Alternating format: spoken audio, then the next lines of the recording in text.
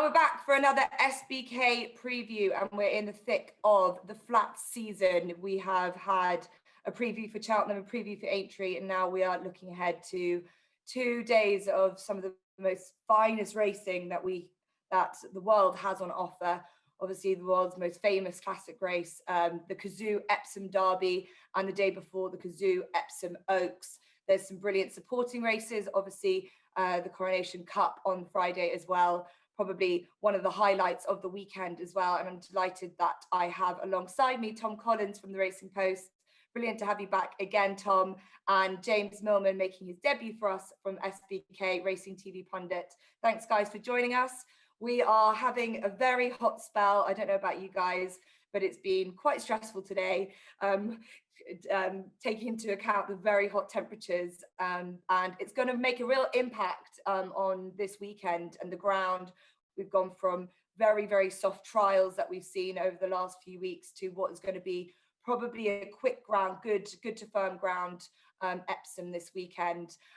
James, I wanted to come to you first. You obviously rode at Epsom yourself. You know what this track is like. With the ground as it is and having a look at these fields and trying to make your mind up, what are you thinking from a jockey's perspective, knowing how the racetrack rides? How do you view it now that this ground probably will be very, very quick and it's not gonna, they're trying to water, but I don't think they're gonna get it any better than good to firm. Yeah, well, it's going to make it more straightforward because jockeys don't have to make a decision whether to go across to the stand side, which when it's good to soft, or where sometimes they do come across. We often see an Oaks where they come across, and that can cause slightly different carnage in running as such. Or at least now it's a pretty straightforward Epsom. The draw is obviously going to be crucial. We've got the vital stool 1 and 2 very much negative stats, and that's simply because when you're riding it, if you actually keep in a straight line from stool 1 or 2, you're going to hit a rail. So you have to either be really positive to try and go forward and get across, or take your medicine and be a little bit further back than you'd anticipate. So that would be the main problem with that. Yeah, and so as you say, rightly say, the draw is very crucial. We're here Tuesday evening. We yet to have the draws, so that's one sort of note while we're at this stage, while we're looking at these horses, and these things can change, especially with the Derby. We saw last year that the anti-post favourite English King was given the draw 1. That became a big negative for him in the days preceding. So things can change, and the leading players want to get a better draw. James, where would you, if you had all your stars aligned, you had a ride in this Derby, what draw would you want to be coming out of? 4 to 8. I'd be pretty happy with anywhere near there. I think we've got the well-documented problems of 1 and 2, but if you're stuck really wide, and there is a big field, we've got 19 still in the Derby, you're just going to be stuck very, very wide, going 3, 4, 5 wide around Tottenham Corner, and it just means A, you're covering much more ground than your rivals, and B, your horses just run very, very keen about cover, and if you take the cover, you're going to be dropping right at the back of the field, and that generally means you're going to be too far behind to win a Derby. So for such a good race, a draw, it is pretty crucial, and it just makes life so much easier if you are in a 4 to 8 draw, because you can kind of probably sit 3rd or 4th much easier than those that are around you. Yeah, absolutely. Every little helps, especially with the idiosyncratic nature of this track. So we'll crack straight into the Derby, and we'll go and look at the betting as it stands. As we say, on Tuesday evening, Bolshoi Ballet is at the top of the market at 8 to 5. High Definition 38 to 5. Mahafeth 39 to 5. Mcswinney 9 to 1. Hurricane Lane 11 to 1. John Lepa 11 to 1. Third Round 13 to 1. Salamarak 27 to 1, and it's 30 to 1. Bar that, there has been a bit of a nibble for Southern Lights today, and it's a wide open enough betting market outside the top one. Bolshoi Ballet has been pretty solid at the top ever since his victory in his Derby trial last time out. He is obviously represents the very powerful Aidan O'Brien yard. He's been responsible for 8 winners now, including Serpentine last year, Anthony Van Dyke the year before. In terms of breeding, he's absolutely beautifully bred. We know that. He's bred to be a Derby horse. But Are there any chinks in his armour, Tom Collins? Should he be that short? And where do you think he will land in this derby? Hi, Jess. Yeah, I don't know whether if there's any chinks in his armour. He definitely shouldn't be as short as 5-4 or nearing even money, especially at the off. I imagine he'll drift out in the minutes before they jump in the derby at 4:30 on Saturday. He was very impressive in the Derrinstown. He won by 6 lengths, beat a horse called Lockderg, a stable companion. I just thought he was given the best ride that day by Ryan Moore. He took up the pace on a day where it didn't favour any horse to be any further than third. It was a pace-biased track at Leopardstown. He was right on the speed turn of home, and he just quick and clear of what looked a decent field. But I think there were a couple in behind. You mentioned Southern Lights, Mcswinney as well, that can be marked up for their efforts. And just I don't see why Bolshoi Ballet should be 5-4 in such a wide open renewal, a race where it's taken me quite a long time to get into, because I feel like I can make a case for several. I don't think he should be as short, and I want to be taking him on for a value perspective. Yeah, as you say, won the Derrinstown, which has also been run in the past by High Chaparral and Galileo, who's gone on to win the Derby. Is he in those echelons, James? Possibly. He's taken the traditional Baidora route, isn't he, this campaign? And yes, there's lots in his favour, but is that because he's a pretty uncomplicated character? He's had his 2 starts. Ryan was able to ride him very much near the pace last time out. And the fact is, he did pull 6 cents clear of the field. Mcswinney's obviously not run up to his best and run a cracker in the Irish 2000 just 2 weeks ago, but I think he's probably by far the best of the Aidan O'Brien horses, which perhaps we haven't seen in recent years. High Definition, we go to him later, but he looked a little bit slow, and I think the rest are very much more the pacemakers. So I think for once, Baidora do have a pretty clear contender, and he could be very nice. I just thought it was interesting. They took him at Newmarket for his first start, and that's quite a fair trek to take a newcomer. It suggests that even from the beginning they felt he would be doing a little bit of travelling, and this year he's really come good, because he actually was beat by Gear Up in his third and final start at 2, but he's just looked a very progressive individual. And whereas a lot of the O'Brien horses have needed their first couple of runs, he's hit the target straight away. Yeah, I think with Bolshoi Ballet, and he represents obviously probably one of their best chance in the race, and they definitely, I know this might sound strange, but they definitely would want him. I know they're very delighted when their second and third strings go on and win. It's brilliant to have a representative, but to have the class of horse of a High Chaparral, of a Galileo that can go on and then win again, because we've really struggled to see Derby winners follow up. And so to see a horse that then can represent and replicate his sire and be the next best horse to come out of Ballydor, it's really important to them, isn't it, James? That's what they need, and that's what they're struggling at the moment. Wings of Eagle, I know he unfortunately picked up an injury subsequently, but they head off straight to National Hunt Stallion ranks. And with Galileo, he's not going to be around forever producing these superstars. They need the next Galileo along, and the ones we've had, Australia, Camelot, so far they haven't really delivered, so they're still looking for the next big name. Bolshoi Ballet, they want one to win by 3 or 4 lengths. I think they want a proper superstar. 5 in a line, yes, they get the job done, they bring all the prize money home, but that long-term money that comes in from all the breeding rights, it's not going to happen if it's a lackluster Derby winner. So they'll be hoping for a good one, and for me, Bolshoi Ballet does stand out that way, especially after High Definition did look a little bit on the slow side at York. Yes, he'll sharpen up, but I agree with Tom, he's probably more of a St. Ledger candidate for the future. They said that as a 2-year-old, he was always going to get better with time, and he's obviously improved massively. And always with these horses, when they're facing the track and the distance, it's a question: will he stay? He's his full brother, Southern France, has stayed up to 1 mile 6. His Palm Beach, another brother, is now hurdling quite successfully. There's a lot of stamina in the family, but it's just, as you say, Tom, whether he's too short, whether there's something outside of that's probably got a similar improving profile. We'll skip quickly to Hurricane Lane, the Dante winner, one of a few sons of Frankel that come into this race with a very interesting improving profile. Tom, what did you make of his Dante win? Well, Frankel's progeny seemed to have plenty of stamina, so I think that's a tick in the box of Hurricane Lane. And in the Dante, he was pretty impressive. As a 2-year-old, he won his only race. He beat a horse called Parachute, and he's been successful in both starts this year as well. He's unbeaten. He represents Leading Connections, who won this race with Massar. He's an interesting horse. It depends how literal you take the Dante form. He readily beat High Definition, who seems to be staying on close home and looks a St. Ledger type to my eye anyway. He needs to prove that he has the class to win the Derby. I don't think he does. But look, you've always got to take the Dante winner seriously. Yeah, absolutely, James. He looks to me like a raw horse that's improving again, but he's probably still not fully matured into the type of horse that he could be. For me, he's a galloper. William Buick always looks like he's having to keep up the momentum on him, and he just keeps on staying.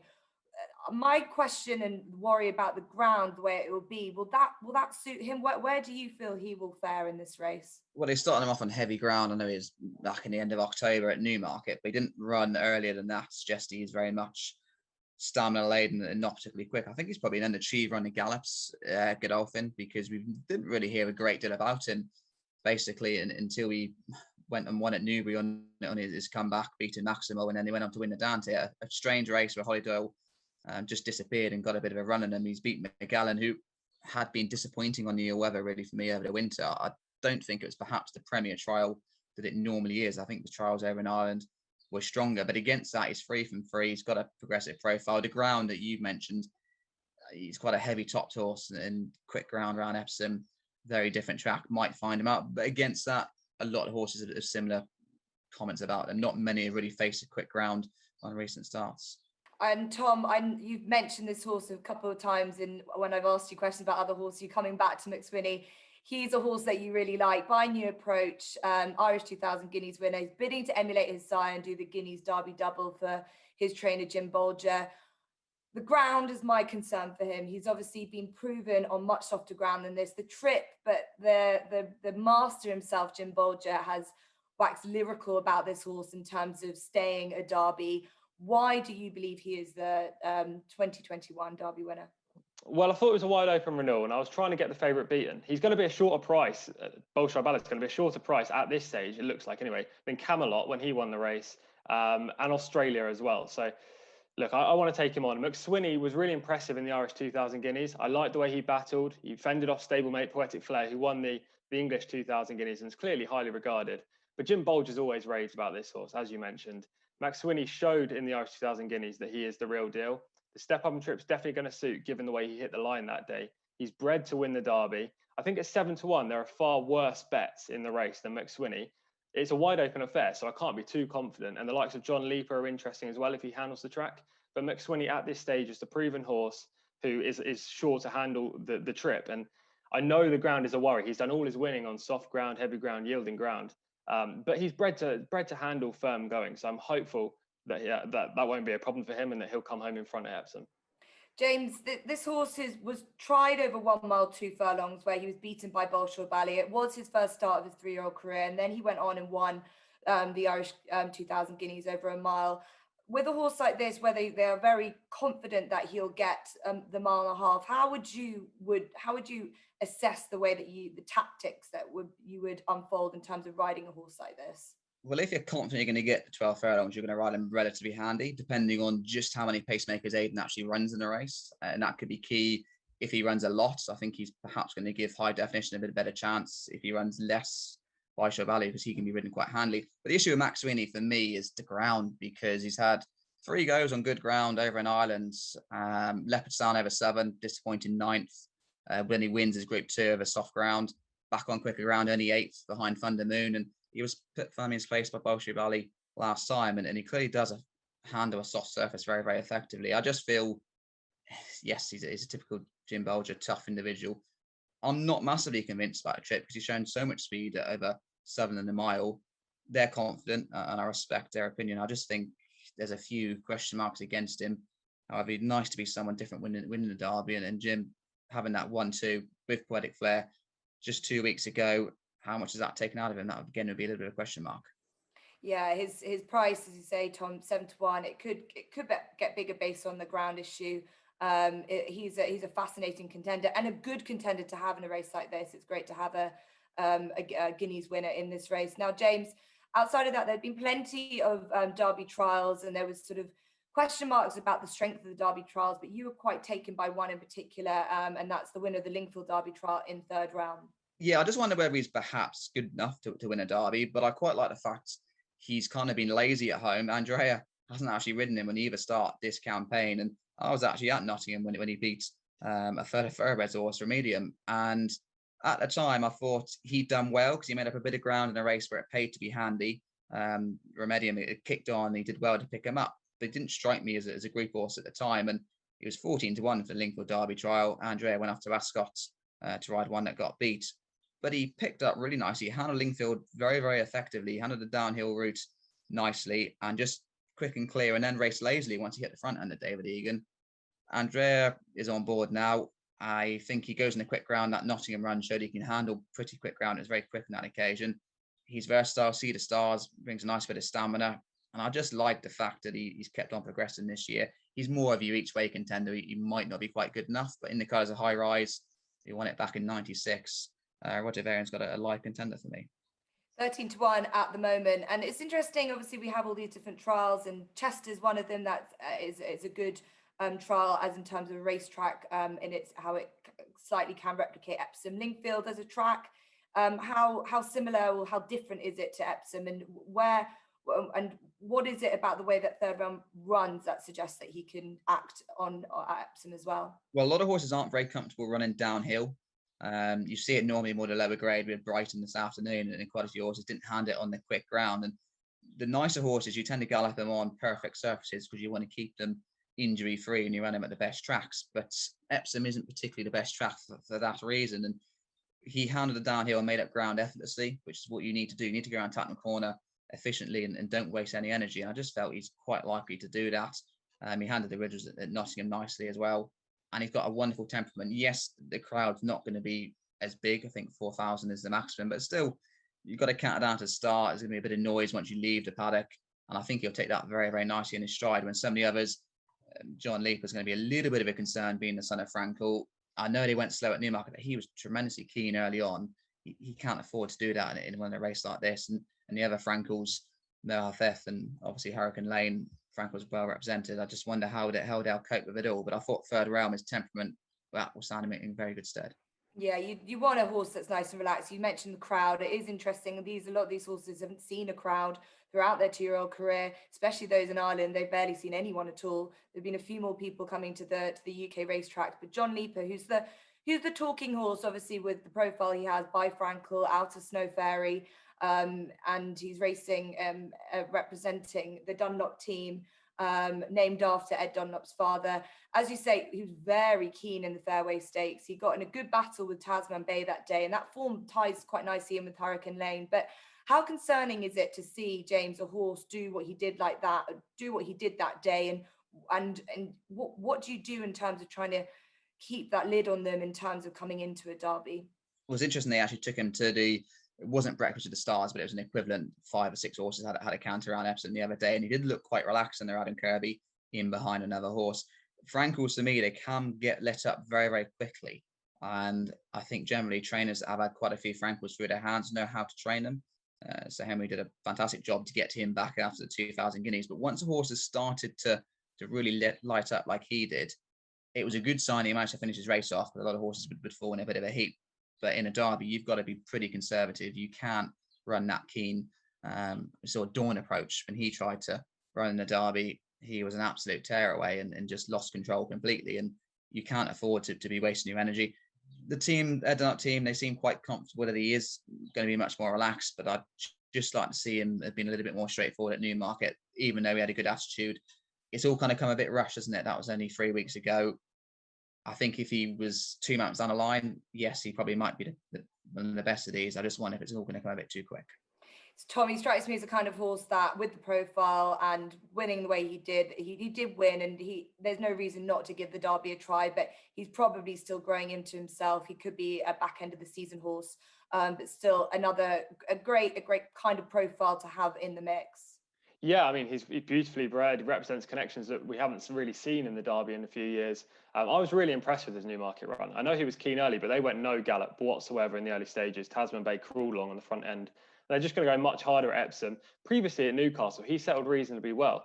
I don't think that the fact that he pulled hard last time will be a big factor. And I think he's pretty sure to stay with Bin by Frankel. I think more to the point is the inexperience with John Lepa. And also that gallop at Epsom the other day, I thought he was leaning in on his stable companion slightly coming down the hill. So maybe the track doesn't help him, but he's definitely in there with the bunch of potential winners of this race. He has the potential to be a Derby winner. It's just whether it comes a bit too soon for him. Yeah, his dam obviously got better and better and better, as did his sire as well. So I think he might not even just be quite there yet, but he represents about 11-1 chance. Now there's plenty of other horses in this race with interesting profiles. We touched on Mahathith, who's come through the handicap ranks, started the season racing of 85. I believe, and I don't know what you think, James, it's all been quite straightforward for him. Obviously this is a lot tougher and he'll need to show he can deal with the pace and the challenges of a Derby quality, but it's a very interesting profile. William Haggis has been protecting this horse with kid gloves, but he did win the race that was claimed by Mishriff last year, and he's another one that could be anything. He could be. I just think I respect William Haggis as a trainer because he doesn't run horses in these kind of races unless you think they've got a chance. And there's a good interview in the Racing Post that obviously Charmet won the Derby for him. Dancing Rain won the Oaks, and he had a 100% strike rate in the Classics because he didn't run anything else. And then there was an owner wanted to run a no-hoper in, and he was very much dead against it. He only runs if he thinks he's going to be even winning, not even a place chance. So I think the fact that he's been targeting this race, he said all along, if it's soft ground, which looked likely a couple of weeks ago, he wouldn't be running. So we know he's got no concerns on this ground. He's running the weather at Lingfield, so it's a little bit of a downhill around a tight bend. That would have taught him a little bit when Richard Kingscote rode him back in March. Start 85, that was a lovely mark, wasn't it, when he won his handicap at Newmarket. Has he achieved enough? The speed figures, he's got a little bit to find. He couldn't have done it any easier last time, but there's probably not much substance to the form. I think even John Lepa probably actually achieved, even beating a horse like Tasman Bay, achieved a little bit more. But I just respect William Haggis, and I think Maltheth could surprise a few. So we'll end our Kazoo Derby segment with your selections, Tom. Yeah, Mcswinney will be my selection at the prices. I think you've got to take on the favourite. And James? I'm sticking with Bolsho Bali, but each way, third round or place only, I think he's got a cracking chance of running on past a few, and it won't be too far away. Just might lack the class to win. Yeah, and I'll stick with Bolsho Ballet as well. I think as we have suggested, they want a very good Derby winner, and I think they're going to do everything they can to make this horse win. I like Youth Spirit at an each way price as well. Khalifa Sat and the same colours was given an excellent ride by Tom Marquand last year to finish second, and I think 30-1 is good each way value. We will crack on to the Kazoo Oaks, which is the day before a very wide open field to this Kazoo Oaks. There isn't as much of a solid, strong favourite at the top of the market as there is in the Derby. Santa Barbara is currently 12-5, Snowfall 5-1, both Ballydor representatives. Zayada is 31-5, Kiona 36-5, Divinely 57-5. Noonstar's now out. Saffron Beach second in the 1,000 guineas is 66-5. And it's 18-1, bar that Dubai Fountain is an 18-1 chance. Now, this race, and it has been in years gone by, a bit of a puzzle to work out. We had an emphatic winner of this race last year in Love. As I mentioned, Ballydor is represented at the top of the market by 2, Santa Barbara and Snowfall. I'll come to you first, Tom Collins. Will Ballydor be taking home the Oaks this year? I don't think so. And I'm very surprised that Santa Barbara is heading the market again. I mean, she's won a maiden. That's all she's won. And she's currently 9-4 to win the best fillies classic of the season. I can't be having it at all. And much like Bolshoi Ballet, who obviously is more proven than Santa Barbara, I have to say. I think Bolshoi Ballet should be the prices that Santa Barbara is, 9-4 for the Derby. Santa Barbara, to me, is a 5-1 shot. She's heading the market purely on reputation alone. Of course, Aidan O'Brien knows what he needs to win an Oaks, doesn't he? He's the best trainer, basically. But Santa Barbara just doesn't do it for me. I wasn't impressed at Newmarket. She didn't seem to really go forward with her effort either. I thought it was a very winnable race as well, a very winnable renewal of the Classic. So I want to be taking her on. I'm going to be with one of Roger Varian's in Zayada. She seems to be overlooked this year. I think maybe because she was beaten in the Cheshire Oaks by Dubai Fountain, but Mark Johnson's run of that day was just given the best ride by Franny Norton out in front. How many times do we say that Franny Norton gives a horse the best ride at Chester? Basically every race. Zayada still travelled like the best filly in that race, though. She proved her stamina over a mile, 3.5 furlongs after running over 7 furlongs in a mile last year. She won all 3 starts at 2. Roger Varian doesn't always have them spot on first time back as well after a long layoff. And the fact that she managed to cruise into the race like the best horse just strikes me as Zayada is a really talented individual. Now, on official ratings, she has plenty to find. But if she handles Chester, the likelihood is she's going to handle Epsom. She clearly benefits from a faster gallop than they went at Chester last time out. And I think she's going to be looming up there with Jim Crowley, and people who are on Zayada are going to be cheering her on because she's a great price at the moment, and I don't like the favourite at all. So I'll be definitely advising lay the favourite and look towards Roger Varian's runner.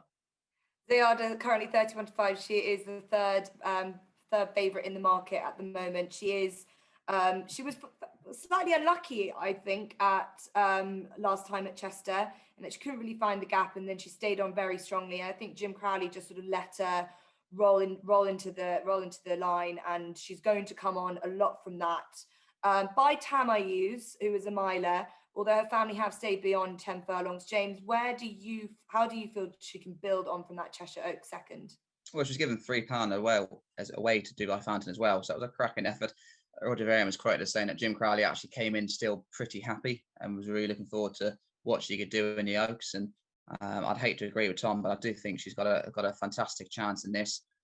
She's just a progressive type, 3 from 3 at 2. She won around some difficult tracks, Beverley, pretty tight around there, that bend over the 7.5 furlongs. It's nearly a right angle when you head into that. So that was a good experience for her. She's gone around Chester, a little bit unlucky, and it was very much was a trial. I don't think they were that concerned. She got beaten on occasion. She went off at 5-1. And Dubai Fountain was coming into the race, rated 110, and Zayada comes out better than her just on that pure form alone, never mind the improvement.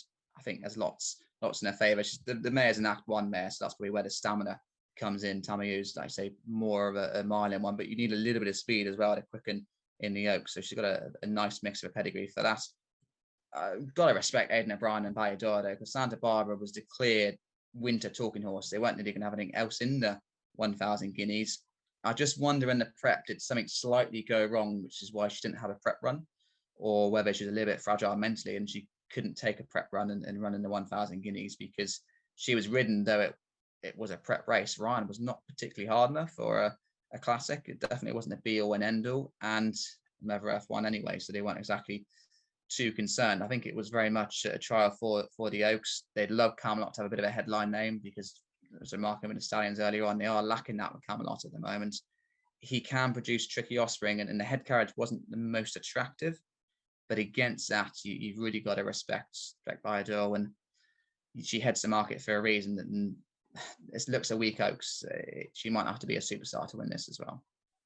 Yeah, Santa Barbara by Camelot, that Monsieur line, they can produce sort of quirky types. And as you say, that was a pretty decent prep run if they were going to use it, building into the Oaks. She's a half sister to Order of Australia and Iridessa obviously, who got better and better in time as well. And I think that might be the case with this filly. I did want to probe you guys on Snowfall, who's second in the betting. I had a good look at her, and I compared her form going backwards to that of Love, and it's a very similar profile. If you look at their 2-year-old careers, there are many similarities. Snowfall was a really impressive winner of the Missadora, albeit that race has not been a great guide to the Oaks, but she's obviously improved from 2 to 3. She could just be a bit of a Love and a bit underrated in the sense that you could put question marks on around that Missadora run. Was she just given a fantastic ride by Ryan Moore? But she could be very, very good and very progressive, and even better at 3 than she was at 2. Where do you stand on her, Tom? Yeah, as you say, you stole my thunder by saying she took all in the targets that Love did as well. And she literally has followed the same program virtually throughout the whole end of her 2-year-old campaign. It's very interesting to see that Aidan O'Brien's done that. You see plenty of trainers follow the exact same schedule, and these horses tend to replicate what their predecessors have done. With Snowfall, though, she only achieved a peak RPR last year of 92 Racing Post rating, whereas Love achieved 111. There was a clear disparity in class there, £19 difference. I know that Snowfall's come out and won the Musidora pretty impressively from a well-regarded horse in Noon Star. I'm taking that form with a bit of pinch of salt. I thought Tiona was unlucky in the race, and Noon Star potentially didn't show her best either. I thought Snowfall was more likely winner than Santa Barbara in the Oaks, but I still want to be opposing her. James, where do you sit on Snowfall? Am I barking up a wrong tree, trying to compare too closely to Love, or do you think this Daughter of Deep Impact could be just one that is getting better with age? I'd say the trouble with the comparison to Love is that Aiden tends to run 3 or 4 fillies in that kind of route, and she was nearly always the worst of them when she ran in races like the Fillies Mile. She was beat 12 lengths by Pretty Gorgeous when they got the right horse and switched them around. But she surprised everyone at York. She was 14 to 1 for the Musadora. She wasn't even a single figure price. That was purely because Ryan Moore got on board and gave her a fantastic ride. And Ryan didn't actually ride her very much. So that could have been a big plus, having Ryan on board. If he chooses Santa Barbara, that for me, which is probably quite likely, shows that if they work at Valladolid, I'd imagine Santa Barbara leaves her 6, 7, 8 lengths. I think they were quite surprised that none of the fillies at home can really get anywhere near her. So I still probably got more respect for Santa Barbara than what Tom has. And so looks like Santa Barbara, out of the Aidan O'Brien pair, is the one that you guys would have more confidence in. Outside of this, it is very wide open. I know you guys both like Zayada. Where is the each way value here? Is there any each way value? That we've got the likes of Saffron Beach, who was a really good second. She was ahead of Santa Barbara in the 1,000 guineas. Has she been overlooked because of her connection? She's by New Bay. Why is she not shorter than she is, James? New Bay really has to put more stamina into the mare's side. He did come third to Golden Horn in the Arc, and he won over a mile and a half. This French Derby win, obviously, over 10 furlongs, and he's actually produced some quite precocious offspring, which is probably surprised if you're the bloodstock industry. I hope he does, because Jane Chapelheim, she's one of the best trainers, and she's one of the most eloquent with the media. Adam Kirby, he's got a cracking ride on John Lepa, but he deserves to get a big classic under his belt. It's frustrating in both the 1,000 and 2,000. I'm a little bit concerned by the stamina, and she's only run at Newmarket. She's never actually been anywhere else. 4 starts at Newmarket, 4 cracking efforts, and she stepped up nicely from a run in the Nell Gwyn. So I hope she can. I'm a little bit concerned about that stamina. Tom Collins, where is the each way value in this race then? Well, it's a good question, because there's not much strength in depth, I don't think, aside from Aidan O'Brien's runners Tiona and Zayada. I was looking further down the field, and I couldn't really make a solid case for anything. I agree with James regarding Saffron Beach. She's always been underrated in her races. I know she was heavily backed on her first 2 starts, but her opening price suggested that no one thought she would win. Dubai Fountain could be the each way, but then again, I don't think she's going to confirm the form with Zayada. She's rated 110, better than the likes of Snowfall, who's much higher up the market.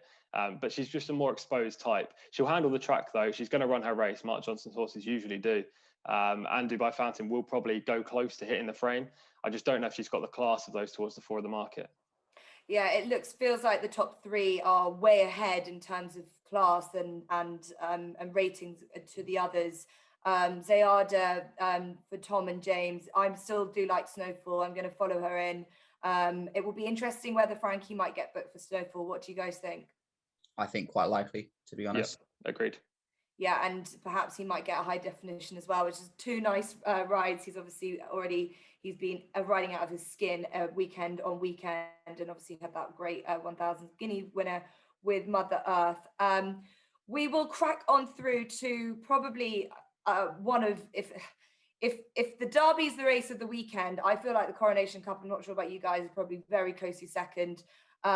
We are unlikely to have Love, it looks like. The emphatic Oaks winner and 1,000 guineas winner. The wait continues to see her reappear at 4.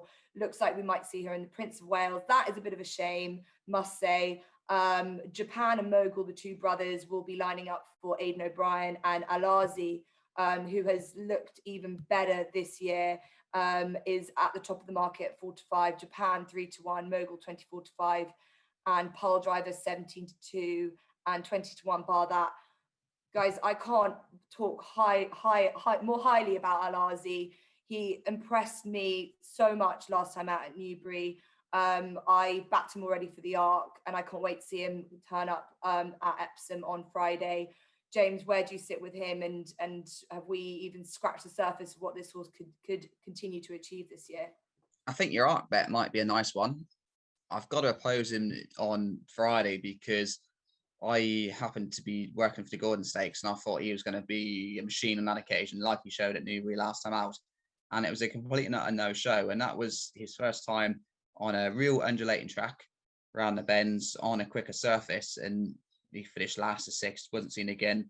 Having been so disappointing. Now you can easily excuse it. Goodwood, you got to box him up to the track. It was a new experience for him, and he obviously wasn't quite right there after. But Epsom again is a very, very unique test, and he's against opposition that have proven themselves on the track. And you just wonder, he looked so good at Newbury, destroying Thunderous, and he could have probably won by 10, 12 lengths because he wasn't asked a question. Jim Crowley was very, very happy putting up. They felt they had to give him another run because he was similar, wasn't he, really, on his comeback a month previously. He could be very, very good. I just think he might be vulnerable on the track. If you're taking odds on, he hasn't really been off a bridle and had a hard race because he stopped so quickly, and that might just see him struggle a little bit. So I believe that he's a different horse from 3 to 4, and that's why I put a line through what happened at Goodwood and think he's seems a lot more straightforward now. Tom, where do you sit with Al-Azi? I think he should justify favouritism now. I've been cold on the other two favourites in the classics, but I think Al-Azi is a strong favourite. William Haggis rarely talks about his horses with such verve, enthusiasm and passion as he does Al-Azi. He clearly thinks he's a star. I questioned his form when he won the John Porter on his reappearance because, like James, that Gordon Stakes run last year was very disappointing.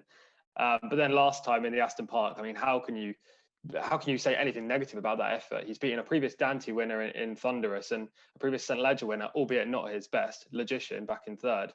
Al-Azi was just brilliant through the race. He tracked Logician, moved to his left, cruised through the race, picked up well under, little nudging. There wasn't, obviously Jim didn't get down and ask him for a serious effort, but he quick and clear. I would have liked to see how far he would have won by if Jim actually wanted him to win by a distance, just to see what was left in the tank. But he was so impressive, and I don't like Japan and Mogul as horses. Japan needed every yard of the mile 4 when he ran in the Derby at 3. I think he needs further, really. I'd step him back up in trip. I just think Al-Azi romps. Yeah, I have to agree with you. It's very interesting you say what William Haggis has been saying and talking about switching up his trick, bringing him back to 10 furlongs, but saying there's so many good races for him over the 1 mile 4 furlongs that they wanted really to give him a break between the John Porter and Epsom, but he was so well they had to run him. So if he's come out his race as well as he did the John Porter, then he has to take all the beating. Japan and Mogul similarly have been head scratchers. They've slightly disappointed in terms of where the Ballydoyle team probably hoped to see them. Obviously Japan was better at Chester last time, but he's a bit hit and miss, James. He's got to get things his own way, the right way, and I feel like meeting an Al-Azi on form, it could be interesting if he is in the same vein of form as he was at Chester, but he's so unpredictable. He is, and that is a problem when you are. Well, I want to take on Al-Azi.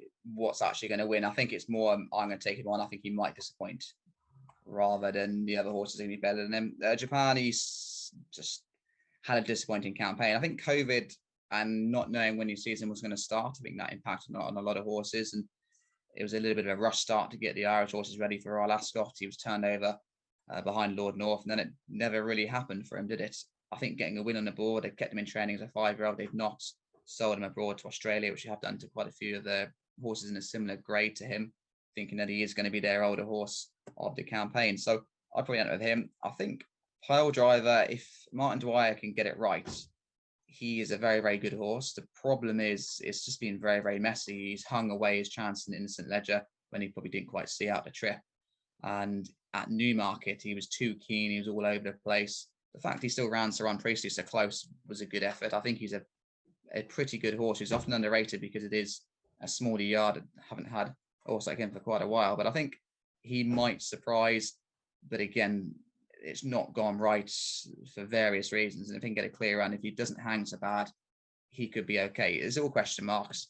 Like I say, I'm more concerned can Al-Azi repeat it on a quicker surface as well. He was beat 10 lengths by Misriff on quick ground as a 3-year-old at Newmarket.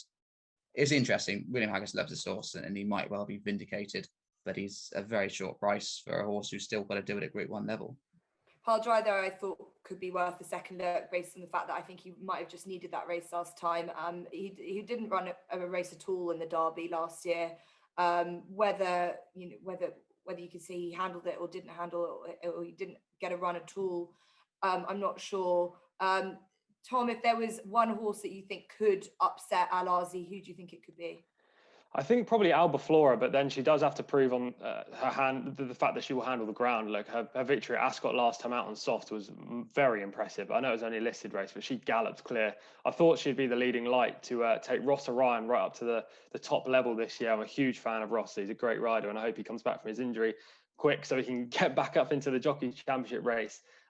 Frankie's taking the ride on Albaflora on Friday.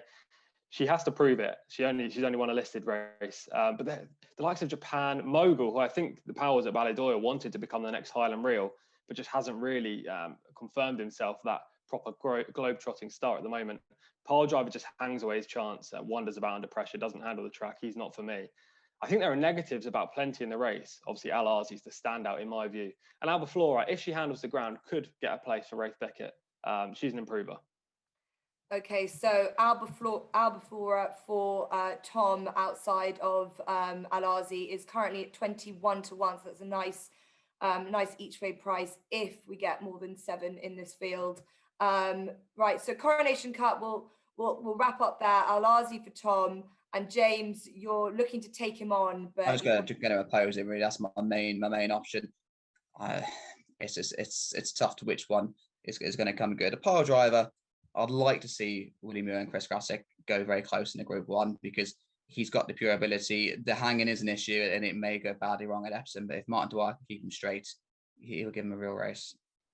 Brilliant. And we've obviously got fantastic racing over the course of the 2 days. Epsom attracts a lot of exciting horses, and there's plenty to look forward to. I know that the pair of you have got a selection from Friday and Saturday. I come to you, Tom, quickly for an extra tip on Friday.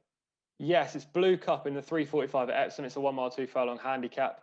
He caught the eye with a really unlucky trip when he finished 5th at Epsom on his reappearance over this course and distance. He was weaving in and out, couldn't get a clear run. He was definitely the best horse in that day, only finished 5th. I couldn't see him beaten last time at York. So this is a case of trying to get my money back. But he was just far too keen that day. He blew his chance early on in the race where they didn't go hard. I think back at Epsom, granted a quicker gallop, he's going to go close under Sheen Murphy, around the 9 to 2 mark right now. Thanks for that, Tom. So that's Blue Cup on Friday. James, what is your selection outside of these main races? Yeah, I've gone for the 3-odd mile and quarter handicap. Also around the same day as Blue Cup, I had that Nightmare. I think you're a brave man going with him again because he looks a bit difficult. Patient Dream, he actually won his race over a mile, beat one of ours, Cool Cat, who won at Sandown the other day. He's only up £7. He's got a nice lightweight, 8 stone 6. I imagine Rafe Beckett's targeted as 50 grand handicap since then. It's a race where progressive individuals win, and I think he could be a nice type. So Patient Dream, I'm napping to meet him. Brilliant, thanks guys. And I'm going to give you Only Spoofing in the dash. I think this horse, with Kevin Coleman, has been revitalised since being dropped back to 5, was very impressive at Navan last time. He's up £9, but he's got a very eye-catching jockey booking already in Tom Marquand. He's around the 10 to 1 chance. Obviously, the draw is a big deal in the dash. But if he's well drawn, I'm very keen on Only Spoofing, who's around the 10 to 1 chance.